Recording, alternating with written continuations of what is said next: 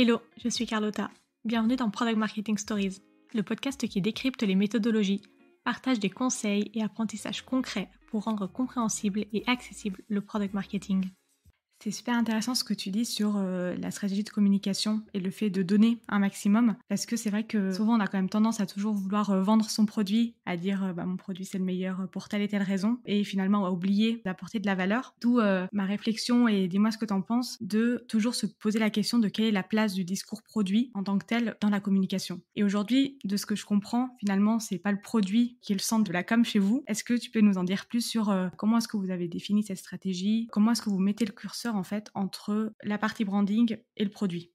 Tu as tout à fait raison, hein, je suis entièrement d'accord avec toi sur tu as une belle analyse de ce qu'on fait. C'est exactement ça. Notre stratégie, elle a été un peu instinctive. Elle part un peu de nous, on se dit: «Qu'est-ce qu'on aimerait voir nous? Qu'est-ce qui peut nous toucher en tant que personne sur les marques qu'on apprécie?» Et en fait, tu remarques à chaque fois, enfin ce qui revenait, à chaque fois, c'était, la pub produit, c'est un peu pénible, tu vois? C'est pas ça qu'on va chercher. On connaît le produit, on sait qu'il est là, on sait ce qu'il peut faire, et cetera. Donc on s'est très, très vite placé en mode, on apporte de la valeur sur tous nos canaux liés à la communication, newsletter, blog, webinar, livre blanc, réseaux sociaux et j'en passe, podcast, et cetera. Et notre produit, on n'en parle que quand il y a une nouvelle fonctionnalité. Tu vois, c'est un peu le truc. Alors aujourd'hui, en termes de piliers de contenu, il va y avoir justement ce côté Swello. Quand je dis Swello, c'est autant les fonctionnalités que la vie d'équipe. Ça aussi, c'est très important. On aime partager notre vie d'équipe, montrer qui est derrière, l'évolution de la boîte. Tu vois, il y a des gens, ils sont là depuis 2010. Et en fait, ça me fait trop plaisir, ouais, qui nous suivent et qui disent, bah, j'ai connu Clock Tweets à l'époque, le site marron, parce que à l'époque, le site était marron, il est pas très joli, vous pouvez retrouver ça sur Google. Et c'est trop chouette parce que c'est ça où je me dis, bah, il y a une vraie communauté. On la monte, cette vraie communauté. Donc ça, c'est le premier pilier de contenu. Ça va être vraiment Swello, tout simplement. Tu vas avoir un deuxième pilier qui est du coup le plus gros, le majeur. C'est l'apport de valeur lié à la communication. Donc, tu vois, on publie 3 articles de blog par semaine. Donc, ça veut dire que sur nos réseaux, on va le partager. On fait des posts pour LinkedIn, pour Insta, pour Facebook, pour Twitter qui sont très spécifiques sur de l'apport de valeur. Ça peut être des tutos, ça peut être des conseils, des rappels par rapport à la santé mentale, parce que c'est un sujet très important pour nous en ce moment. Donc, tu vois, ça va être vraiment le cœur de notre stratégie. Et puis après, tu vas avoir d'autres contenus un peu plus, je dirais, plus divertissants. Tu vois, c'est du divertissement. Par exemple, les mercredis, où un mercredi par mois, on met un mème lié au community management. Par exemple, des jeux, tu vois, on avait déjà fait un jour une sorte de mot croisé du CM. Je sais pas, un TikTok qu'on va reposter sur nos réseaux parce que bah, il a bien fonctionné. Donc du coup, l'idée, c'est de partager un peu de moments de vie ou tu vois, un truc un peu rigolo. Tu vois, on a ces 3 piliers avec tout en haut l'apport de valeur, du divertissement et Swello. Donc voilà comment on fonctionne. Et pour l'instant, même si ça a pris du temps, bah, ça fonctionne bien. Et en tout cas, ça nous ressemble. Tu vois, c'est surtout ça. Ça ressemble à nos valeurs, ça nous ressemble. Oui, et j'imagine du coup, en fait, c'est ce qui vous permet aussi d'avoir des leads beaucoup plus qualifiés tout de suite, parce que les personnes que vous adressez, bah, elles vous connaissent, elles savent qui vous êtes, ce que vous apportez, et donc il y a presque plus de doute en fait quand les gens viennent à vous. Exactement. Alors pour moi, comme je le disais tout à l'heure, il reste le point important de tester le produit. Tu vois, on est vraiment dans cette optique de tester le produit. Enfin, c'est vraiment la chose numéro 1 qu'il faut faire quand vous arrivez sur Swello. Parce qu'à l'époque, les gens testaient même pas, s'engageaient, c'était cool et tout. Et en fait, au bout d'un mois, ah ben ça répond pas à mon besoin. Bon bah ça lui a fait perdre du temps et ça nous fait perdre du temps. Donc tu vois, là on est vraiment en mode notre image vous plaît, on vous apporte de la valeur, l'outil vous semble idéal. Ok, testez-le et puis après on voit. Si on parle un petit peu plus de la com que vous faites, au-delà du produit, sur les bénéfices en tout cas, et la promesse que vous apportez, comment est-ce que vous arrivez à le travailler tout au long du funnel d'acquisition? Par rapport à ce que tu disais sur les différents piliers de vos stratégies de com, est-ce que quand vous parlez du produit sur les nouvelles fonctionnalités, ça va être dès la phase d'awareness par exemple, ou ça va vraiment être uniquement sur votre landing page par exemple produit, et vous en parlez que là, et pas forcément sur d'autres channels d'acquisition? Est-ce que vous avez un peu une stratégie de dire, bon, à quel moment on parle du produit, à quel moment on n'en parle pas du tout? Bien sûr, bah, cette stratégie-là de communication, de manière large, que j'ai présentée il y a un instant, elle est propre à nos canaux de communication. Maintenant, à partir du moment où tu arrives sur notre site, que ce soit notre landing page, que ce soit nos pages fonctionnalités, que ce soit dès que tu t'inscris, là, on va parler du produit beaucoup plus souvent, forcément. Tu vois, quand tu t'inscris, déjà, tu as un onboarding, mais après, tu as un cycle de mail pendant toute la durée de ton essai gratuit où on va mêler à la fois de la valeur, mais aussi du produit. Voilà ce qui peut t'apporter. Voilà ce que la veille peut t'apporter, la programmation, l'analyse, tu vois, le gain de temps, on le met souvent en avant. Et puis après, une fois que tu es abonné, on va avoir un cycle de mail aussi sur 12 mois qui est déjà préparé avec beaucoup d'apports de valeur et aussi bah, certaines fonctionnalités qui sont mises en avant. Et surtout, le canal numéro 1 où on parle énormément du produit, c'est notre newsletter. Tu vois, quand tu arrives chez Swello, tu peux t'inscrire à notre newsletter et donc souvent, voire tout le temps, là, on a un rythme d'une newsletter par semaine. On va essayer de mettre en avant une nouvelle fonctionnalité, une fonctionnalité qui est là depuis un peu longtemps, mais peut-être un peu oubliée. On va essayer de différents axes pour diverses cibles, etc. Et ça marche plutôt bien. Mais c'est vrai qu'on essaie de faire la part des choses entre un endroit où on va parler que de produits, notamment dans une newsletter, et la communication où là, c'est un peu large. Et dans la com, tu as une verticale, c'est le produit. Mais là, j'y pense. En ce moment, on a la chance de faire des développements très rapides, notamment sur la programmation de story direct, notamment sur la programmation de carousel PDF, qui est dispo depuis hier, et ça a été fait en 24 heures. Et tu vois, en plus de faire passer le message de la fonctionnalité est disponible, on fait aussi passer le message de on va vite dès qu'il y a une nouveauté. Et ça, moi, je trouve que c'est intéressant parce qu'on devient une des premières plateformes au monde à avoir ces fonctionnalités-là. Mais quand tu es un prospect, tu te dis, OK, en fait, si je vais chez eux, dès qu'il y a une nouveauté, c'est en ligne rapidement et du coup, je suis toujours au goût du jour, quoi. C'est toujours à jour. Et je trouve que faire passer ce message, c'est aussi important parce que nous, on se donne, clairement. On se donne pour que ça sorte vite. Avec les équipes techniques, on réfléchit, ah bah ok, on a vu ça, tac, tac, est-ce qu'on peut le faire et tout. Et je trouve ça bien aussi de le montrer. Et pas juste de dire, voilà, on a notre fonctionnalité, mais plutôt de faire passer le message de, mais on est aussi une des premières plateformes au monde à vous le proposer. Donc c'est chouette, merci de nous faire confiance, tu vois. Et donc ça, c'est sur les réseaux sociaux. Et donc en fonction du canal, tu vois, on va adapter le discours. Pour conclure, plus tu vas arriver sur le site et plus, bien sûr, ça va parler du produit. J'imagine que si toi tu arrivé en tant que PMM, c'est qu'il y avait un besoin, en tout cas une volonté, d'avoir ce poste. Comment est-ce que tu as fait pour justement réussir à montrer, qu'est-ce que fait un PMM au-delà, que du travail de go-to-market ou d'enablement? Comment est-ce que tu as réussi à prendre ta place, petit à petit dans cette équipe produit?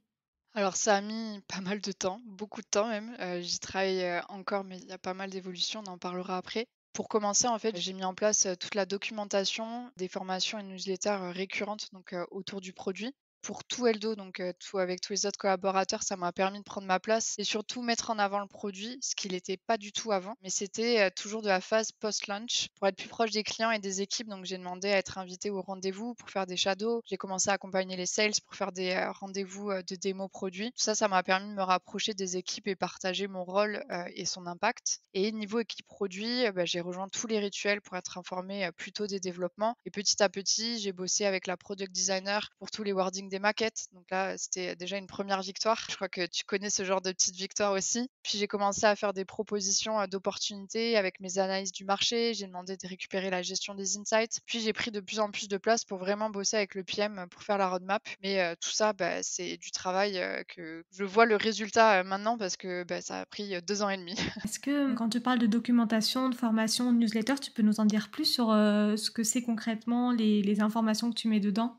Du coup, il y a une formation, mensuelle, tous les débuts de mois où je présente donc, toutes les features qui sont sorties, pour qui on l'a fait, pourquoi on l'a fait, comment ça marche avec, une démo et je présente aussi, ce qui va arriver dans les semaines qui suivent. Donc ça, c'est avec, tous les collabs et ensuite, à chaque sprint, il y a une newsletter, interne où, ça présente, la dernière fonctionnalité qui est sortie avec la documentation, soit la documentation interne sur Notion, soit la documentation pour les utilisateurs ou alors quand, j'ai travaillé sur une analyse marché ou sur, un benchmark d'un concurrent, je le partage parce que, je renseigne toute la documentation donc, sur Notion. Donc c'est ça, c'est une newsletter et il y a aussi un petit quiz à chaque newsletter parce que j'ai essayé de gamifier cet, apprentissage et le partage de connaissances produits au sein d'Eldo. Donc, j'ai mis en place, pour ceux qui connaissent Harry Potter, j'ai mis, la coupe des 4 maisons. Donc en début d'année, dernière, j'ai réparti, toute la boîte, dans les 4 maisons, d'Harry Potter et l'idée, c'est, que chacun va faire gagner des points à sa maison ou en faire perdre et c'est en répondant, au quiz de la newsletter ou quand il y a des formations, on essaie de faire des petits quiz aussi, donc pour gamifier tout ça et pour partager donc les connaissances et donner de l'intérêt.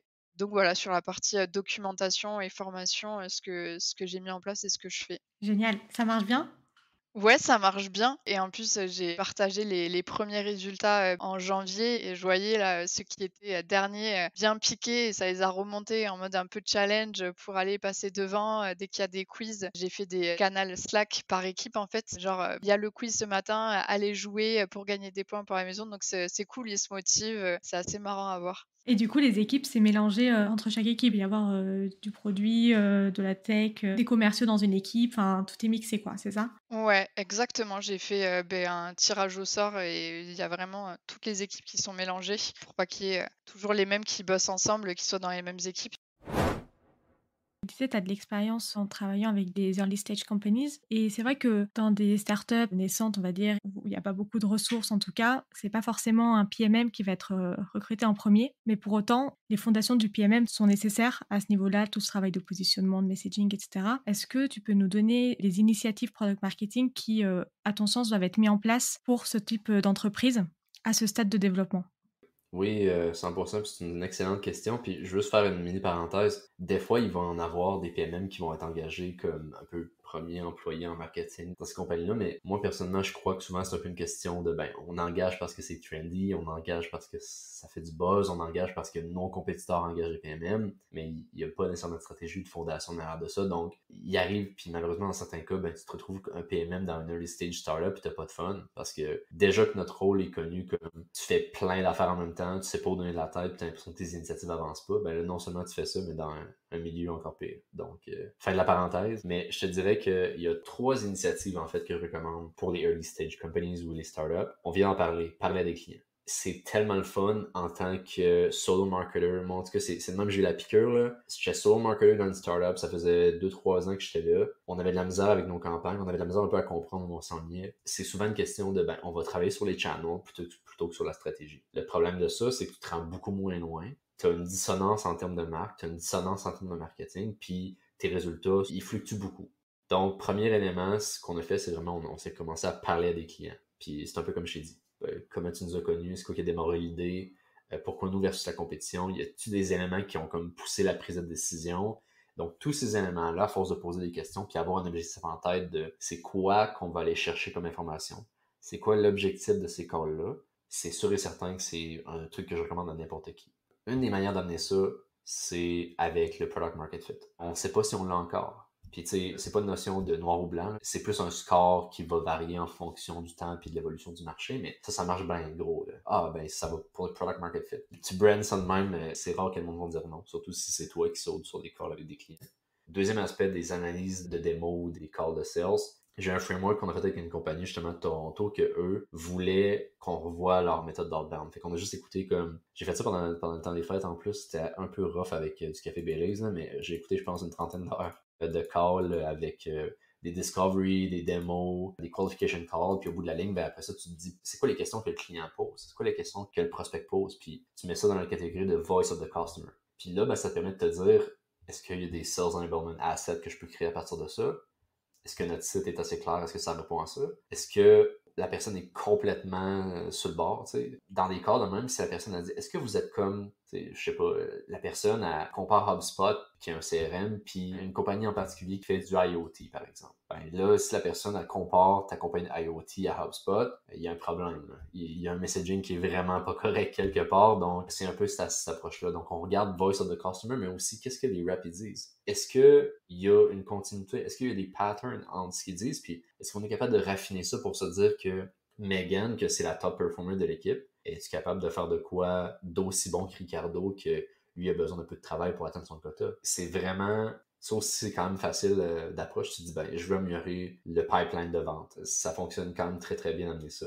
Le dernier point, c'est vraiment un peu le messaging du site web, du homepage en quelque sorte. Puis ça, rendu là, c'est sûr certain que c'est encore une fois un PMM qui peut l'idée ça, mais pose la question, qu'est-ce qu'on dit en ce moment? Comment est-ce qu'on amène ça? Puis est-ce que c'est clair? Fait que, encore une fois, moi, ce que j'aime bien faire, c'est travailler avec des BDR ou des SDR du monde d'outbound, puis dans des débuts de call, avant même que le call débute ou à la fin du call, peu importe à quel moment, tu poses la question, hey, selon vous, c'est quoi qu'on vend? C'est quoi notre catégorie de produits, en quelque sorte? Puis là, tu es capable de gager, est-ce que notre messaging est bon? Est-ce que notre positionnement, ça s'enligne où on veut s'enligner? Puis souvent, tu as des réponses que tu te dis, ouf, ok, on a du travail à faire énormément à ce niveau-là, mais ça permet par la suite de vraiment débuter un travail de messaging. Puis c'est pas le best pour une homepage, par exemple, mais moi, j'ai bien aimé le Story Brand Framework, le SB7.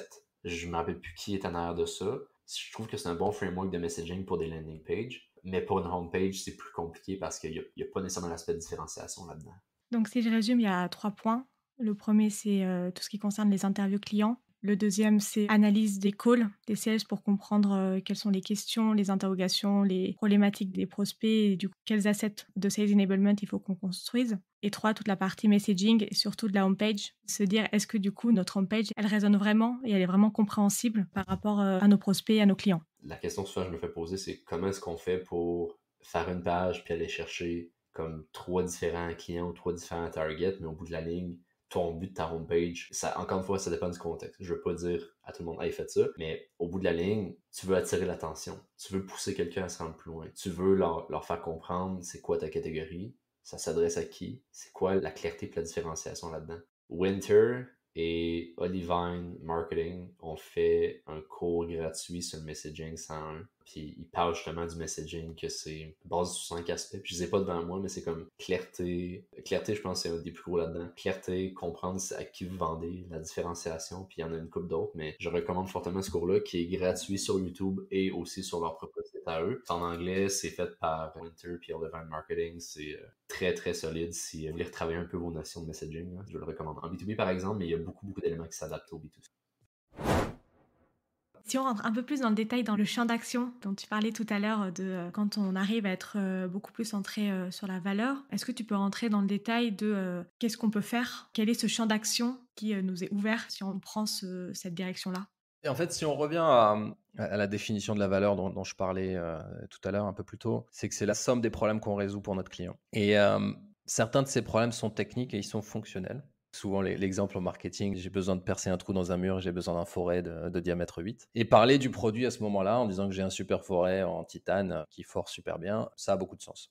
Mais il peut aussi y avoir des problèmes chez notre client d'ordre économique. J'ai besoin de sauver, d'épargner de l'argent, j'ai besoin d'augmenter mes revenus. Il peut y avoir des problèmes qui sont organisationnels. Mes équipes sont pas forcément productives, j'ai un problème de productivité, j'ai un problème de collaboration dans mes équipes, etc. Donc plutôt des problèmes organisationnels. Il peut y aussi y avoir aussi des problèmes et des objectifs qui sont d'ordre émotionnel et personnel. Et en fait, c'est un peu comme une pyramide de Maslow. Hein. Il y a les besoins primaires et basiques qui sont typiquement les besoins fonctionnels. Après, on rajoute les besoins économiques. Hein. Chez beaucoup d'entreprises, en tout cas moi qui suis dans le B2B, ça revient toujours plus ou moins à soit tu m'aides à augmenter mes revenus, soit tu m'aides à réduire mes coûts. Mais il faut aussi se dire qu'on parle à des personnes et que ces personnes, elles ont aussi des ambitions de carrière, elles ont aussi des problèmes émotionnels, etc., etc. Et donc, ces problèmes qui sont non fonctionnels, qui ne sont pas liés forcément à des fonctionnalités de nos produits, c'est aussi notre rôle dans cette approche de parler et d'articuler comment on va les résoudre. Et donc à partir de là, ça suscite forcément d'étendre le champ d'une équipe product marketing. Par exemple, à commencer à parler aussi des services associés. Donc dans beaucoup d'entreprises, par exemple dans le software, évidemment on vend un software, mais on a aussi un service qui fait le support client, un service qui va faire l'implémentation au début. Et quand on implémente cette solution chez le client, quand on forme ses équipes, quelque part, on apporte une solution aussi à leurs problèmes. Et donc, à partir de là, je vais dire, moi, mon équipe Product Marketing, je vais aussi passer du temps à faire le marketing de ces services associés. Le prix et le packaging sont aussi des manières dont on résout certains problèmes d'ordre économique, par exemple. Donc là, on va pouvoir commencer à dire, oui, en logique et en cohérence avec cette approche centrée sur la valeur qu'on crée, ça a aussi du sens pour mon équipe de commencer à s'impliquer dans les décisions de prix et de packaging et de mise sur le marché, etc. etc. Donc, on peut étendre son champ à beaucoup de choses. On va commencer à dire, tiens, je veux mieux articuler l'impact économique de ma solution. Et à partir de là, je vais commencer à étendre mon champ aux études clients. Souvent, dans les entreprises, il y a aussi un petit peu un débat avec les équipes marketing qui est responsable des case studies et des études clients. On peut aussi étendre son champ à l'expérience utilisateur, à la manière dont on fait l'onboarding dans l'app ou l'expérience développeur, par exemple. En fait, cette approche qui est de dire, finalement, je ne suis pas là juste pour parler du produit, je suis là pour résoudre les problèmes du client et répondre à leurs attentes, ça permet de donner une plateforme aux équipes product marketing, de s'impliquer dans beaucoup plus de projets. Parce que tout ce qui contribue à construire une perception de valeur est potentiellement dans notre champ d'accès département, je dirais. Avec toute ton expérience, est-ce que tu as un conseil à donner aux product marketeurs français pour être excellents dans leur travail au quotidien? D'abord, je suis super content de voir qu'il y a une communauté de product marketeurs français, parce que c'était pas le cas il y a 10 ans quand j'ai commencé. D'ailleurs, je te félicite pour ce podcast qui donne vie à la communauté. Je dirais le conseil, ce que j'ai appris le plus à travers mes différentes expériences, c'est qu'il faut accepter que le rôle de product marketing est et restera ambigu et polymorphe. Ouais, c'est un débat qui occupe beaucoup la communauté, comment définir le rôle, comment expliquer l'impact. Finalement, je pense qu'il faut accepter que ça restera ambigu et polymorphe, et quelque part, c'est ce qui fait sa richesse. La plupart des product marketeurs avec qui je travaille, c'est des gens qui sont un peu polyvalents, qui aiment bien être un peu partout à la fois, qui aiment bien toucher à tout. Et je pense que c'est une des caractéristiques de notre métier. Et le métier se professionnalise. Si je compare à il y a 10 ans, on a de plus en plus de méthodes et d'outils, et de templates et de frameworks. Maintenant, il y a des formations, il y a différentes communautés qui s'organisent. Mais quand même, on a une super boîte à outils aujourd'hui, mais il faut quand même savoir l'adapter au type d'organisation et aux défis auxquels on fait face. C'est pour ça que je disais tout à l'heure dans la réponse, où est-ce que doit être une équipe product marketing, chez produit, chez sales, chez marketing. Il n'y a pas de réponse toute faite. On est un métier qui doit s'adapter à l'organisation. Et donc, il faut voir son rôle comme un rôle qui doit s'adapter et qui doit répondre aux besoins de l'entreprise. Parfois, il faut le réinventer tous les 18 mois. Quels outils vous avez utilisés pour ce travail ? Alors, on a cette structure de documents de positionnement qu'on réutilise, donc un Google Doc avec la trame que je viens d'expliquer. C'est hyper important d'avoir un document central de référence qui va faire office de source of truth, parce que tout le monde n'a pas le même niveau d'info sur le sujet. Mais pour autant, ils seront peut-être amenés à travailler sur des touchpoints, que ce soit des supports marketing, produits ou autres. Donc avoir ce doc de référence, ça te permet de maintenir une cohérence dans ton messaging, donc de ta presse sales à ton écran produit, en passant par tes emails de rétention, tout ça. Et sur d'autres positionnements, on a d'autres outils qu'on peut utiliser. Par exemple, on fait une positioning map. Donc ça va être une cartographie qui te permet d'expliquer simplement à des stakeholders où tu te situes, où ton produit ou ton entreprise se situe par rapport aux concurrents. Donc en gros, tu traces 2 axes avec 2 caractéristiques d'une offre. Pour Malte, ça peut être par exemple un axe expertise en gestion de flotte de freelance, haute ou basse, et un autre axe expertise en sourcing de talent, donc haute ou basse. Et donc pour chacune de ces caractéristiques, tu vas placer ta concurrence sur cette map et ton entreprise. Et donc à partir de là, tu vas réfléchir dans quel cadran en fait tu vas vouloir évoluer. Et donc ça va aider aussi dans la définition de ta stratégie de positionnement. On a aussi un autre petit outil qui fonctionne assez bien, c'est le diagramme en radar. Tu vas prendre des types de fonctionnalités pour chacune de tes branches avec une échelle gradée, je sais pas, de 1 à 5, de 1 à 10. Et pour chaque concurrent, tu vas noter chaque fonctionnalité, donc chaque branche. Et après, tu vas relier toutes les branches. Et bien sûr, tu te rajoutes aussi sur ce radar.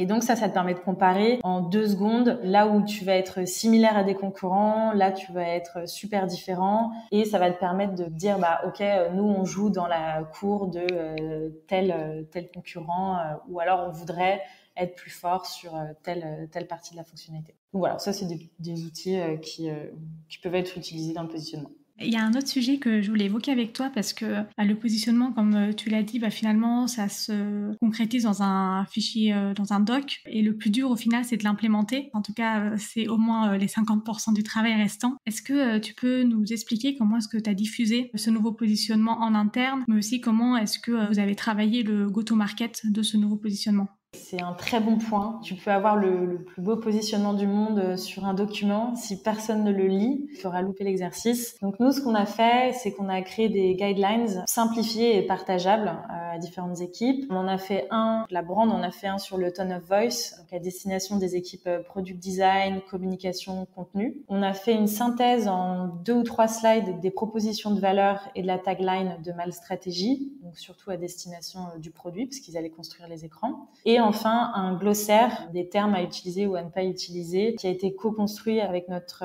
UX Writer et l'équipe brand.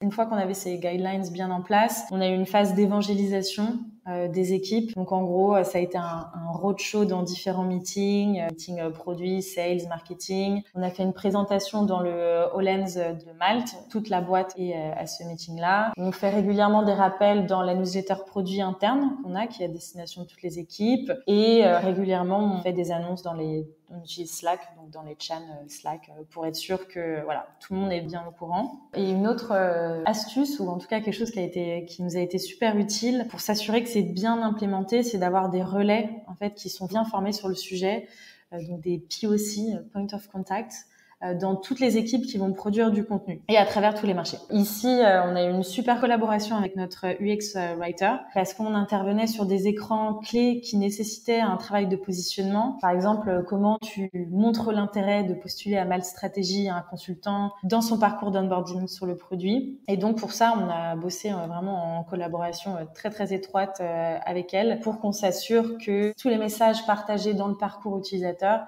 était cohérent avec le positionnement de départ. Et qu'est-ce que tu valorises du coup chez un product marketing manager? Est-ce que tu as des attentes en particulier? Quel est selon toi un bon profil product marketing manager? Alors, c'est une super question. Et quand j'y réfléchis, je pense que les bonnes qualités d'un bon PMM ou d'une bonne PMM se retrouvent chez une ou un bon PM. Je dirais que le premier, c'est un sujet que j'ai beaucoup évoqué aussi dans le podcast avec Timothée, que j'évoque assez facilement dans plein de discussions, c'est l'intelligence émotionnelle.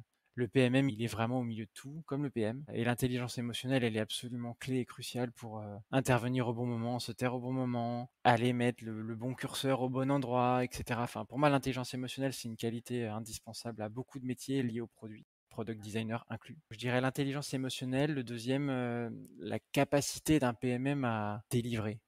Pas juste à coordonner, mais vraiment à délivrer, à trouver des solutions, être solution oriented pour un PMM, ça me paraît quand même être la clé. J'ai beaucoup entendu récemment la notion de PMM full stack. Évidemment, le type de PMM qu'on va recruter va dépendre du niveau de maturité de l'entreprise et de l'équipe produit. Mais je crois assez fort au fait qu'un PMM, quoi qu'il arrive, il doit avoir un côté full stack avant d'être spécialiste. Et le troisième point, je dirais que c'est une grosse capacité à s'organiser. Alors, pour le coup, nous, on est en SaaS B2B. Il y a beaucoup de choses à faire. On a 8500 clients, on a 70 personnes qui bossent côté product et engineering pour concevoir et construire le produit. Il y a un boulot incroyable. Il y a vraiment beaucoup de choses à faire. C'est super intéressant. Mais s'il n'y a pas un minimum de capacité d'organisation et cette capacité à trouver des petits workarounds quand il faut passer par la fenêtre plutôt que par la porte parce que c'est fermé, c'est compliqué. Donc je dirais ouais en trois grosses capacités d'organisation. Et c'est vrai que ce soit pour le PMM ou le PM ou product designer, n'importe qui, il y a toujours quelque chose à faire, toujours du travail en plus. Ouais, exactement. Le plus difficile, c'est de réussir à allier les projets qui vont être stratégiques, long terme, où il faut se poser, où il n'y aura pas forcément un résultat visible rapidement, et les actions, les projets plus opérationnels, où là, on va avoir de l'impact rapidement. Et c'est allier les deux qui est, je trouve, le plus difficile. C'est un peu le problème qu'on a rencontré au cours des 6-8 derniers mois, hein. C'est qu'il y avait beaucoup de volonté sur la prise en main de sujets stratégiques. Alors évidemment, on parle de définition d'ICP, on parle de positionnement, on parle de tout ça. Et quand dans le même temps, il faut réaliser les battle cards, les assets de lancement, les mises à jour de presse, les updates du site web, les webinars, etc. Bah oui, effectivement, hein, il y a les priorités qui se rentrent dedans et il faut faire les bons choix. Donc effectivement, ouais, c'est un gros challenge. Je suis bien d'accord. Et comment tu arrives à juger ces trois qualités dont tu as parlé, typiquement en recrutement? C'est beaucoup de soft skills et pas tellement de hard skills qu'on peut vraiment mesurer facilement via un use case. Donc, je suis curieuse de savoir comment est-ce que tu arrives à détecter et à prendre les bonnes décisions. Oui, il y a beaucoup de soft skills. Pour autant, justement, quand on parle d'un PM full stack, valider le fait qu'il sache s'en sortir ou elle sache s'en sortir sur un template Figma ou ce genre de choses, ça peut se valider assez rapidement en entretien. C'est de la technique pure. Ça, on peut y aller. Il y a pas mal de questions aussi à poser sur la réalisation des projets. À quel niveau d'implication la personne, elle était dans la réalisation du projet? Est-ce que c'était un niveau de coordination ou est-ce que c'était un niveau de création et d'action, on va dire? Après, oui, c'est vrai qu'il y a une grosse partie soft skills. L'intelligence émotionnelle, c'est un truc qui se mesure pas. En tout cas, à moins d'aller dans des établissements spécialisés. Et encore, je suis pas certain, mais ça se mesure pas. Donc ça, c'est plutôt une question de fit, on va dire. Est-ce que tu as envie de bosser avec cette personne? Voilà. Et si émotionnellement tu te sens connecté à cette personne, tu peux te dire que ça peut le faire. Mais ça suffit pas, hein. Je veux dire, c'est pile ou face. Tu lances la pièce et tu regardes ce qui arrive 6 mois plus tard. Le principal, c'est d'aller valider le côté full stack pour moi. Si tu es full stack et que 3 mois, 6 mois, 9 mois plus tard, tu remarques que la personne a la tête bien faite, tu vois très bien qu'au bout de 3 mois, 6 mois, 9 mois, bah, ça évolue, ça change, la personne elle apprend, elle montre des choses, etc. Et en fait, tu vois juste que c'est la bonne personne. Et une capacité d'organisation, c'est pareil, ça peut se valider avec des petits exercices tout simples de priorisation et de quels sont tes moyens de prioriser cette longue liste de tâches à faire ou de projets à mener, etc. Et tu regardes comment la personne raisonne. J'ai jamais été un grand partisan des case studies en entretien, ni d'ailleurs à la maison, parce que travailler gratos, j'ai toujours été un peu embêté par ça. Mais pour autant, en entretien, voilà, avec des exercices qui prennent 10 minutes, 20 minutes, etc., t'arrives quand même à voir comment la personne réfléchit, et moi, c'est ce qui m'intéresse le plus là-dedans. Et si tu as un conseil pour des CPO, des lead product, pour l'écosystème product, qui souhaitent recruter un premier PMM, quel serait ce conseil? Bah, c'est assez proche de ce que je viens de te dire. En gros, c'est si vous le trouvez, parce qu'évidemment, trouver un bon PMM, c'est compliqué, prenez un doueur. Quelqu'un qui a la capacité de monter un niveau de lead en 6-12 mois, par exemple. Mais ne soyez pas attiré tout de suite par les sirènes de l'ICP, de la stratégie go-to-market, etc. Parce que quand on démarre, le recrutement d'un PMM, c'est compliqué à mettre ça en place parce que souvent la personne elle arrive, la fonction elle n'existe pas, elle doit faire ses preuves, elle amène des sujets qui sont compliqués, qui sont pas toujours acceptés par le leadership, etc. L'ICP, on n'a pas besoin d'ICP, etc. Je crois surtout que c'est quelqu'un qui doit construire la légitimité de la fonction PMM en montrant que ça a de la valeur. Et la valeur, la première valeur du PMM, tu la vois d'abord dans la manière dont on va exécuter des lancements, c'est propre, ça scale, il y a de l'impact, d'où la nécessité absolue de mesurer l'adoption, etc. Et ensuite, cette personne, elle amène les sujets plus stratégiques et un peu plus long terme de OK, mais l'ICP, on en est où? Le go-to-market avec le sales, le CS, etc. Comment ça se passe? Je pense que c'est deux temps un peu différents et ouais, le premier PMM pour moi, ça doit être une personne plutôt full stack. Avant de te poser les dernières questions du podcast, je voulais te poser deux petites questions retour d'expérience parce que je pense que ta casquette PM, PMM peut inspirer beaucoup d'auditeurs qui vont écouter cet épisode. Quels sont selon toi les avantages d'avoir été PM et PO pour faire du PMM aujourd'hui? Désolée, il y a beaucoup d'acronymes dans ce que je viens de dire. L'avantage pour moi d'avoir été PM et PO, finalement d'avoir baigné dans un environnement où j'ai pu acquérir une compréhension approfondie des enjeux du développement d'une solution ou d'un produit, ça aide énormément. Ça aide énormément parce que tu finis par parler le même langage que finalement toutes les équipes tech. Tu comprends plus vite les problématiques. Tu sais aussi très rapidement ce qui va être important de communiquer à un client ou à un utilisateur. Et ça simplifie énormément la collaboration derrière en tant que PMM parce que si tu te places au même niveau de conversation que les équipes qui développent, franchement, ça apaise. C'est vrai qu'après, sur d'autres aspects, sur un aspect peut-être capacité à élaborer une stratégie de produit et d'avoir des alignements avec le marché et la concurrence, en étant PO et PM, tu es quand même responsable de la définition d'une stratégie produit et d'un alignement avec des besoins marché. Tu scannes aussi un peu la concurrence et tu sais finalement le traduire directement en spécification et tu élabores des stratégies. Ce qui fait qu'en tant que PMM, tu as pu t'exercer et tu as la capacité à élaborer une stratégie de marketing efficace puisque finalement, tu sais élaborer des stratégies à d'autres niveaux. Donc ça, c'est quand même assez utile. Tu es aussi très orienté résultat. Quand tu es PM ou PO, tu es centré quand même sur la réalisation de résultats concrets puisque tu développes des choses qui se voient nécessairement et qui sont après utilisées, quel que soit le type de client que tu as en face, qu'ils soient internes, externes, de toute façon, tu es orienté résultat. Et le PMM, pour moi, il se doit en tout cas de faire la même chose, c'est-à-dire de démontrer l'impact de ses efforts. On est dans les mêmes dynamiques de raisonnement.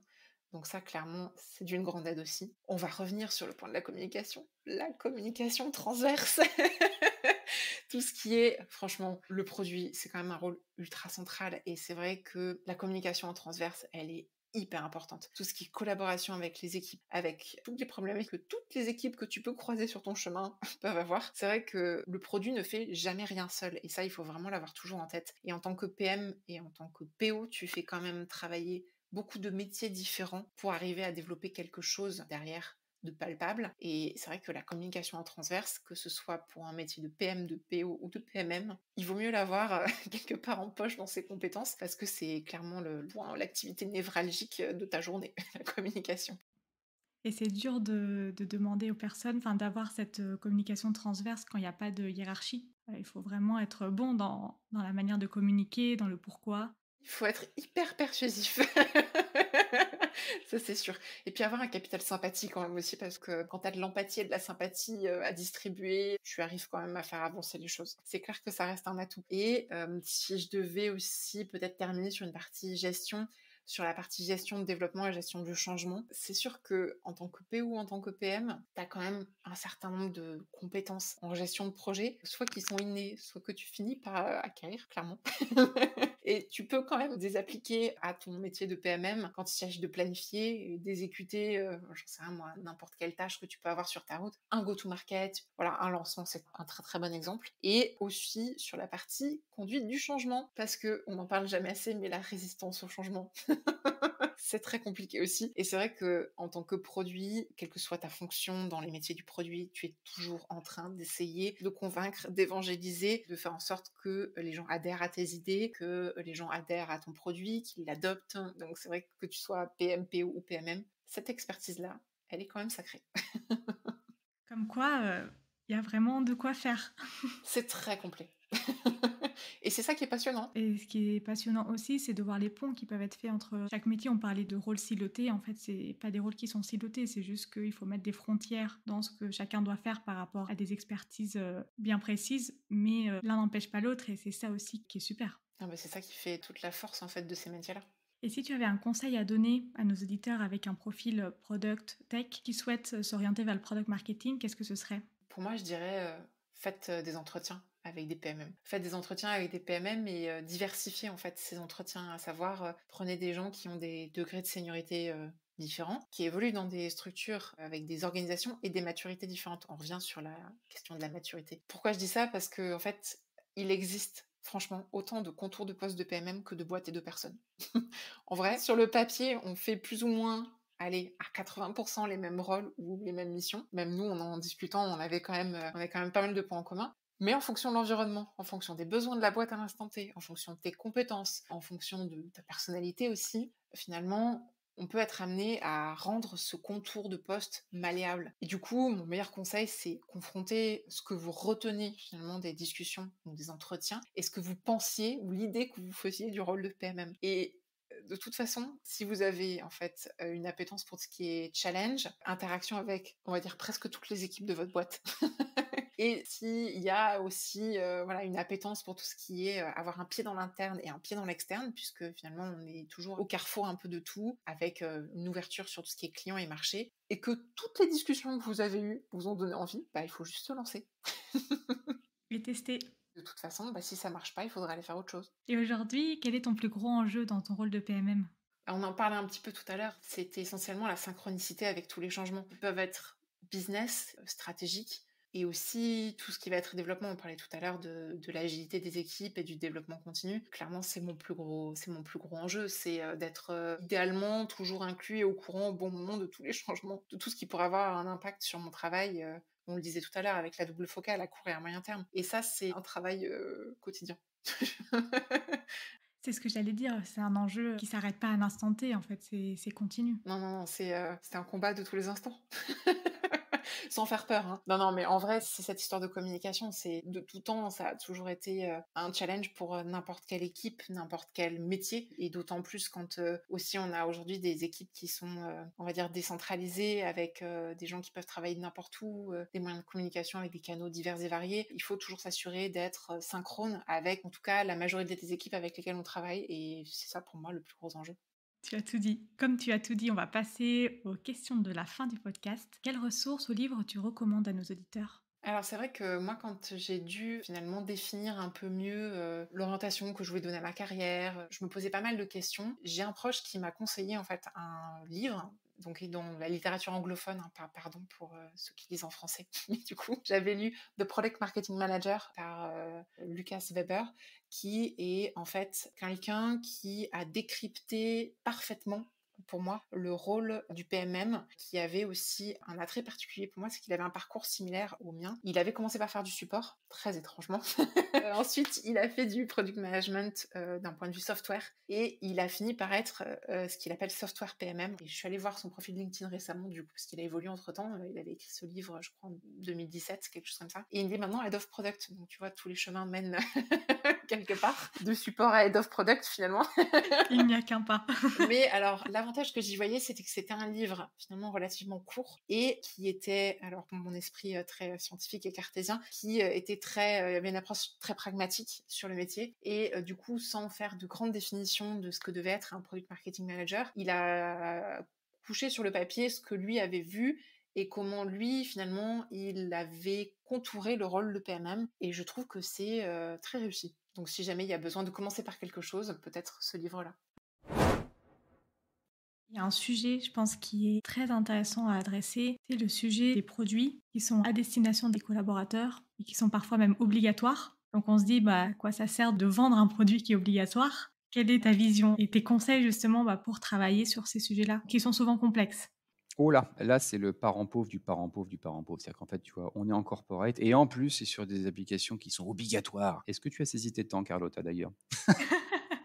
En fait, pareil, quand tu es en corpo, la culture traditionnelle des outils collaborateurs, que ce soit volontaire aujourd'hui ou pas, c'est inconscient, mais c'est ancré, c'est que ces outils-là sont faits avant tout pour les dirigeants, qui qui veulent améliorer le suivi des coûts, des machins, piloter, etc., etc. Ça a été pensé par ces gens-là, pour ces gens-là, et pour que eux, leur KPI soit bon, il faut qu'il y ait des gens qui saisissent des trucs. Le côté user-centric, j'aime autant te dire que c'était pas l'ADN de base. Et j'aime autant te dire aussi que j'ai bossé, tu vois, pendant 2 ans exclusivement chez les directions financières. J'ai mes petites Suzanne Boyle à moi. Tu vois, tu te dis, waouh, ils sont moches, faire du product là-bas, c'est vilain. En fait, si tu bosses vraiment avec eux, tu fais ça. En fait, ce sont des gens qui sont très passionnés, qui peuvent être très très forts aussi, qui peuvent être super. Et en fait, si on les transforme en Suzanne Boyle, c'est-à-dire que tu as l'impression qu'ils sont moches et quand ils arrivent, c'est génial, bah, tu as tout gagné, quoi. On a des endroits en fait où c'est compliqué. Après, est-ce qu'on peut faire comme avant et toujours prétendre qu'aujourd'hui, une boîte, elle est pyramidale? Et de toute façon, si le directeur l'a décidé, les collaborateurs vont se le cogner, et s'ils ne sont pas d'accord, c'est la porte. Je pense que c'était peut-être valide dans certains modèles d'organisation très très dictatoriaux où le collaborateur était plutôt un employé au service de l'entreprise et de son dirigeant. On a un tout petit peu changé de modèle. Et je vois de plus en plus de co-construction, etc. Mais ça, c'est pas pour faire chic. Ces trucs-là, c'est parce que les gens sentent qu'il y a une espèce d'équilibre en quelque part où il faut qu'il y ait un gain, ok, pour l'entreprise, pour ses applications dédiées aux collaborateurs, mais il faut qu'il y ait un gain pour aussi l'utilisateur. C'est pas un gain 100% utilisateur non plus. On peut être 100% user-centric, mais il faut que tu aies de la value en fait pour l'entreprise et pour les users, que ce soit plus équilibré. Donc la réponse, est-ce qu'il faut faire du product marketing pour ces produits destinés aux collaborateurs? En 3 mots, oui, oui et oui. Parce qu'il y a besoin pour ces produits-là de trouver en quoi le produit va être utilisé à ces collaborateurs-là. Surtout s'ils ont un pouvoir de dire non aux négociations. Tu sais, il y a certaines grandes entreprises qui ont une culture très syndicale, qui ne sont pas très verticales non plus. Vas-y, va imposer dans une entreprise super syndicale, utilisez cet outil-là, et sinon quoi? Sinon la grève? Ah non. Bon, bah, dans ces cas-là, on va peut-être essayer de trouver de l'intérêt. Donc en fait, je vois le product marketing pour aussi apaiser ces images de relations entre le groupe et les collaborateurs, entre le chef, le management et puis le terrain. Franchement, c'est trop bien. Donc, trouver en quoi ça va être utile. Créer de l'engouement. Ouais, c'est possible de créer de l'engouement si c'est intéressant, en fait, et c'est quelque chose d'intéressant pour eux. Tout ne sera pas que pour eux, mais il y aura quand même des choses pour eux. Ça peut être aussi de faciliter leur onboarding dans le produit. Ceux qui nous écoutent sont en train de pleurer en pensant à la manière dont ils ont reçu leur nouvelle application de gestion de je ne sais quoi. Et paf, tiens, voilà, avec ton mode opératoire de 500 pages, ça t'apprendra. Peut-être qu'on peut faire des choses un peu mieux que ça aujourd'hui, quoi. Surtout, en fait, tu vois, dans notre quotidien, on est habitué à avoir un onboarding un peu coolos, on nous apprend les trucs, timeline step by step. On peut faire des choses comme ça aussi, hein, sur les applications d'entreprise, hein, c'est pas interdit. Et puis surtout, de récupérer l'adoption. Parce que ça aussi, avant, on disait, je préfère me boucher les oreilles parce que tu comprends, la dernière fois qu'on a fait une enquête utilisateur, ils nous ont remonté que c'était tout pourri et du coup, le chef, il était énervé. Donc maintenant, on le fait plus, on n'écoute plus parce que tu comprends, c'est que je fais, what, qu'est-ce qui se passe? Donc, il faut prendre ces sauts parfois de vomi. Ça veut dire que globalement, on n'a pas été forcément très bon et qu'on peut s'améliorer. Moi, je le prends, il faut le prendre. Pour les entreprises qui veulent avoir un peu plus d'expérience collaborateur, expérience employée, enfin voilà. Le défi est beaucoup plus grand parce qu'on part de très très loin et de la culture très très verticale et de façon théotisée, à des trucs un peu anachroniques, tu vois, genre conduite du changement. Bisous à tous ceux qui ont de la conduite du changement. Conduite du changement, ça date de ça, c'est-à-dire que tu comprends bien le truc, c'est-à-dire que c'est bien descendant, tu vois. On va conduire le changement pour des gens qui sont un peu bêtes, tu vois. Donc, on va conduire le changement pour eux, quoi, tu vois. Oh, ça, c'est la catastrophe nucléaire, je trouve que ça date de cette époque-là. J'arrête ces mots-là aussi, je supporte pas ça. Même s'il y a des gens qui en font très bien, hein, mais rien que le terme, il est catastrophique, quoi. Donc voilà, sur ces trucs-là, tu vois, moi j'aime bien en fait dépasser ça et utiliser les mêmes techniques qu'on ferait sur du product marketing en fait client. La différence qu'il va y avoir en fait, on a parlé de champion tout à l'heure, on a parlé de trucs qu'on peut faire. Moi j'ai fait ça avec des comptables. Je dis pas que les comptables c'est nul, au contraire, même les comptables c'est vachement faisable. On a fait des vidéos avec des comptables. Je te parlais, tu vois, de Fatima tout à l'heure, c'est une vraie comptable en fait, hein, qui est chez un conseil départemental du secteur public. Tu te dis attends, les product marketing pour de la compta dans le secteur public, t'es fou? Non, ces gens-là sont preneurs et tu sais quoi, ils sont brillants en plus. Donc ça c'est fou, on peut le faire partout. Il n'y a pas de limite non plus sur est-ce que l'application elle est chiante, est-ce que le public, tu as des gros préconçus, ah bah non, tu comprends, c'est une application pour le RGPD, on va pas faire ça. Si, on va faire ça aussi, c'est tout à fait possible de le faire pour tous ces sujets-là, il n'y a pas de limite. Moi, vraiment, je suis chaud de le faire. Encore une fois, alors là, le mot de marketing n'apparaît nulle part, surtout pas. S'ils veulent entendre dire le mot comme du changement, on dit oui. On dit oui, on dit évidemment, bien sûr. Et puis ce qu'on va faire, c'est qu'on va faire les choses qui nous permettent en fait de créer de l'engouement, de l'attraction, de la visibilité, que les gens aient envie de s'inscrire. On va faire du community management, on va pas dire ça comme ça. On va dire oui, ça serait bien d'ouvrir un canal dans Teams pour que une fois par semaine, le champion, l'ambassadeur, ça va être incroyable. Exactement. À bientôt. Salut. Merci d'avoir écouté cet épisode jusqu'au bout. Si l'épisode t'a plu, n'hésite pas à le partager sur LinkedIn en me taguant. Tu peux aussi me soutenir en laissant un avis 5 étoiles sur Apple Podcast et me laisser un commentaire. Ton aide est précieuse pour m'aider à faire connaître Product Marketing Stories et aussi m'encourager à créer davantage de contenu. Alors merci